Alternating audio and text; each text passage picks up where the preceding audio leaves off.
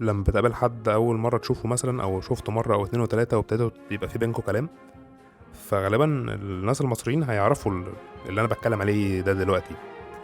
الشخص اللي بيقولك ان هو كان حاجه جامده قوي في الماضي، يعني كان جسمه جامد جدا، كان غني جدا، عيلته كانت غنيه جدا، بس هو يعني اللي انت شايفه دلوقتي ده مش انا.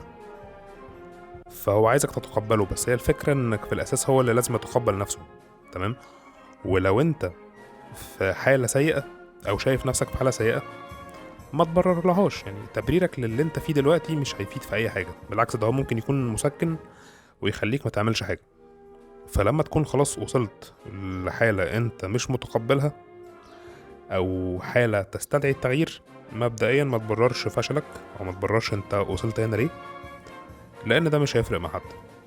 بالعكس ممكن تبريرك ده يكون مسار سخريه مع الوقت.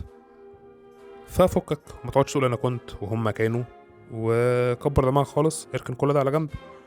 ولو شايف ان الوضع محتاج تغيير، ابدأ غيره دلوقتي او في اسرع وقت، لو انت مش عايز تغير دلوقتي. بس ايه، ما تصدعناش، الله يخليك.